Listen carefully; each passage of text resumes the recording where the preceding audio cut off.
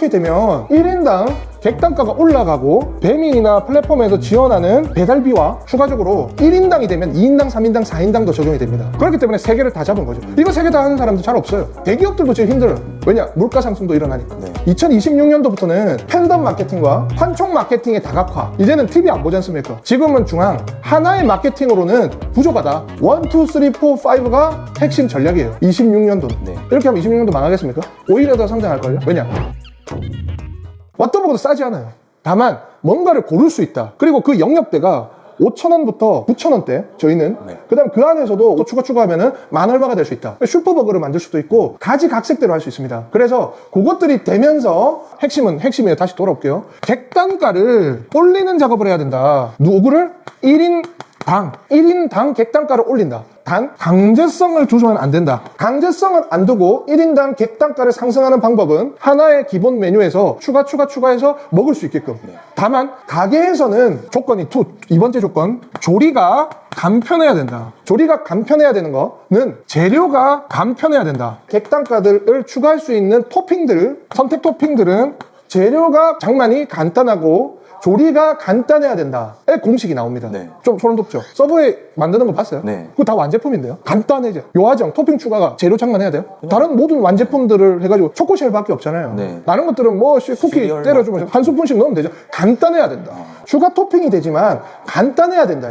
그래서 추가 토핑 같은 재료 준비할 것이 없고 조리를 메인을 할 때 같이 조리가 되는, 그리고 얹어줄 수 있는, 고객의 선택의 폭을 넓힐 수 있는 것들로 준비하세요. 그래서 1인 메뉴, 핵심은 1인당 한 메뉴에 변경할 수 있는 것들을 주고, 메뉴 조리든 간단한 재료들로 간단하게 준비해서 바로바로 넣을 수 있는, 저희 같은 경우는 더 간단하게 자동화를 넣은 거예요. 저희는 이제 또 변경하는 게 오뚜기랑 협업을 해서 소스들을 햄버거마다 자기가 바꿔 먹을 수 있습니다. 기존 햄버거도. 근데 우리는 만약에 소스 변경을 하면 소스를 안 발라주고 소스를 그냥 줘요. 완제품 팩을. 그럼 자기가 원하는 조합대로 햄버거를 만들 수 있겠죠. 소스까지 다양해지고 토핑까지 자기가 골라 먹을 수 있다. 그러니까 이제 정해져 있는 버거는 있지만 그 안에서도 조합에 대한 경우의 수가 늘어난다. 그러면 이제 조리할 때는 간단해지겠죠. 완제품으로 해가지고 들어가지만, 하지만 퀄리티가 안 떨어지겠죠. 이렇게 되면 1인당 객단가가 올라가고 배민이나 플랫폼에서 지원하는 배달비와 추가적으로 1인당이 되면 2인당, 3인당, 4인당도 적용이 됩니다. 다만 소비자가 그 기존 있는 것들을 못하는 게 아니잖아요. 이 행위를 해서 기존에 판매했던 품목들이 사람들이 못 고르나요? 아니죠. 그렇죠. 그거를 갖고 가면서 추가적으로 가죠. 하나의 선택지가 더 늘어나죠. 그렇죠. 그러면 그거는 복리의 역할이 되죠. 그러면 어떻게 되죠? 구매 개수가 늘어나고 1인당 객단가가 늘어가고 2인당도 늘어나고 3인당도 늘어가죠. 그러면 단점, 조리가 불편해진다. 그것들은 재료 간단화, 조리 간단화로 해서 만들어라. 그래서 사실 2차 대전이 자기의 상품이 과해져서 식민지화를 해서 그 제품을 팔기 위해서가 주 목적이잖아요. 경제적으로 봤을 때. 거기서 이제 강제적으로 우리는 못해서 어떻게 됐나요? 다음 구매 패턴이 좀 더 고객에게 다채로운 것들을 하자. 그래서 이 산업이 변경됐댔죠, 처음에. 우리도 산업이 변경되는 거예요. 산업이 변경됐다니까요. 그러면은 이 전략으로 들어가죠. 우리는 참고로 왓더버거를 좀 설명드리면, 일단은 고객 기준에서 구매 패턴이 다채로워집니다. 두 번째, 조리를 자동화로 하기 때문에 피로도가 줄어듭니다. 인건비에 대한 방어도 들어갑니다. 세 번째는 플랫폼에 대한 이제 행사와 판매 프로모션들이 다각화돼서 판매 전략이 이제 다채로워집니다. 더. 그렇기 때문에 3개를 다 잡은 거죠. 이거 3개 다 하는 사람도 잘 없어요. 대기업들도 지금 힘들어요. 왜냐? 물가 상승도 일어나니까. 그래서 결과적으로는 이 부분에서 맞추셔라. 크게 봤을 때, 거시적으로 봤을 때 배민 플랫폼이나 쿠팡 플랫폼, 그리고 사람들이 샤브샤브 이런 거 열광했죠. 그것도 전부 다 커스터마이저화 되잖아요. 결과적으로는 사람들은 코로나 이전에 잘 살았어요. 왜냐? 그때 다이닝이나 오마카세가 엄청나게 붐이 일어났죠. 그때 촬영했죠. 그때 이미 음식, 식문화, 소비에 대한 사람들의 의식 수준이 높아졌죠. 근데 이제는 사람들이 오마카세 잘 못 가죠. 그러면 어떤 것으로 표출하나요? 내가 하고 싶은 것들을 사먹게 됩니다. 그게 지금 이거예요. 나의 취향대로. 그렇죠. 취향대로. 그러면서 객단가를 잡고 객단가에 대한 우리의 수익률을 방어하고, 추가적으로 요게 이제 기본입니다. 이게 가게 판매 이제 구성이 기본. 두 번째, 자동화해라.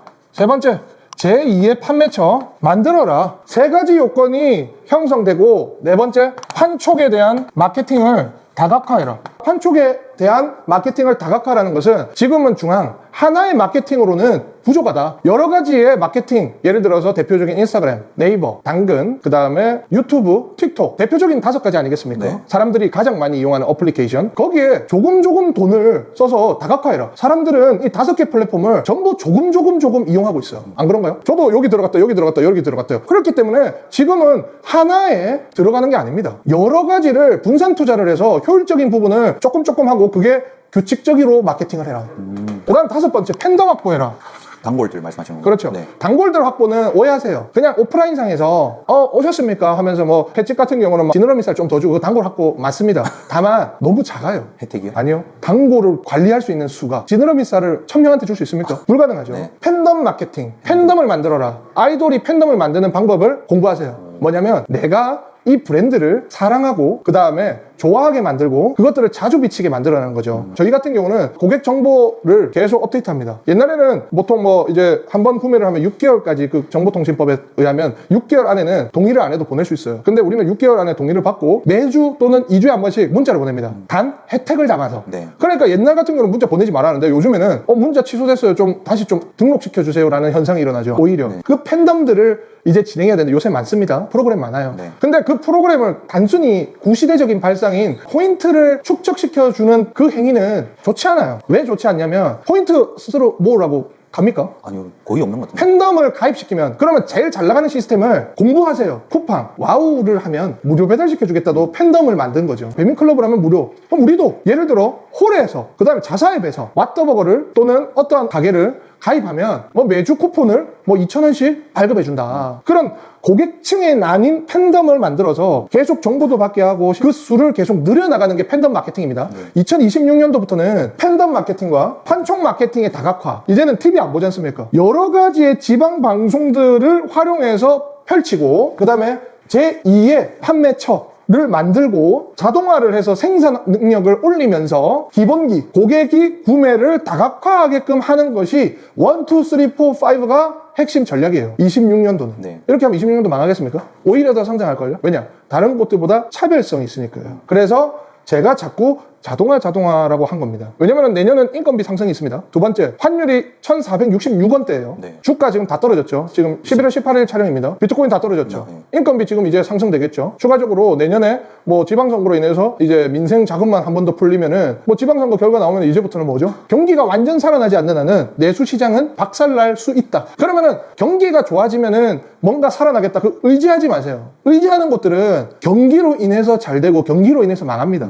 그 경기가 잘 되면 더 잘 되게 해야죠. 망했을 때도 잘 되게 해야 됩니다. 그래서 1번 고객이 한 메뉴도 다양하게 구매 선택폭을 늘려라. 2번 생산 피로도 줄여라. 세 번째 제2의 판매처를 만들어라. 예를 들어서 맘스터치, 맘스피자. 맘스터치가 1900개입니다. 1900개인데 지금 공정이나 이런 데 올라갔습니까? 지금 프랭크버거, 그 다음에 교촌치킨, 공정이 올라가지고 소송 막 걸고 하지. 왜 그렇습니까? 점주들이 수익이 떨어져서요. 그래요. 그리고 뭔가 강제적으로 하기 때문에. 맘스터치 1900개인데 있습니까? 아니, 못 본 것 같아요. 맘스터치 제가 좋아하는 브랜드인데 밑에 보면은 치킨류들도 주력이고 지금 이제 맘스피자도 하죠. 네. 다각화하죠. 그것들에 대해서 점주들이 계속 변화하고 있으니까 그것들이 장사가 좀 안 되더라도 계속 뭔가를 하는 겁니다. 그리고 고객이 봤을 때 다채롭거든요. 네. 닭강정 먹으면 이제 닭강정 집이 없죠. 거의 맘스터치가 거의 그냥 간단하게 볼 수 있는 그런 것들이 되기 때문에 제2의 판매 마케팅의 바이럴, 그 다음에 이것 또한 고객 커스터마이징이에요. SBS, KBS, CBS 또 하나만 하는 것이 아니라 고객이 보고 있는 곳에 다각화로 보내라. 팬덤 마케팅. 그 사람들이 한번 시켜먹은 것들에서 그 고객을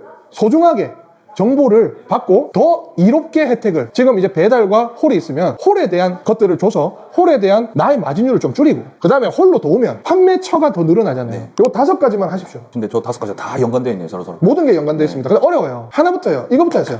그냥 이거 하고요. 1번, 2번, 5번, 4번, 3번 하면 돼요. 1, 2, 5, 4, 3 진행하시면 됩니다. 그래서 저희 같은 경우는 깨알 홍보를 하자면 자동화가 들어가고 그 다음에 소스나 이런 구매 다각화가 들어가고 판촉행위가 들어가고 내년에 또 4월, 5월에 샐러드가 들어가면서 제2 브랜드가 형성되고 그러면 저는 안착화될 거라고 폐업이 거의 없을 거라고 저는 확신합니다. 그래서 오랜만에 제가 또 촬영을 하게 됐는데 제가 말했죠. 항상 말합니다. 뭔가 준비를 하고 있어라. 6개월 뒤를 준비를 하라. 하지 않으면 내가 더 도태될 것이다. 네. 제가 말했죠. 네. 6개월 전에 뭐라고 했습니까? 제가? 저는 6개월 전에 분명히 이거 보시는 분들에게 배달비를 음식 가격에 녹여라. 그때 무료 배달이 다 안착화되지 않았잖아요. 네. 그때는 이제 배민 할 건지 안 할 건지 나뉘어지고 나는 안 할래. 객단가 2만 원 높여. 그 행위였잖아요. 어떻게 됐습니까? 안 한 사람들 다 나자빠졌죠. 그러니까 결과적으로는 뭐죠? 6개월 전에 우리가 움직이기 때문에 우위를 점했다. 그럼 이제는 뭐죠? 이것들로 인해서 무료 배달을 활성화시키고 1인 메뉴를 활성화시키고 오프라인은 팬덤층과 추가적인 판촉 행위로 활성화시켜라가 핵심이에요. 그래서 오늘 여기까지 하겠습니다.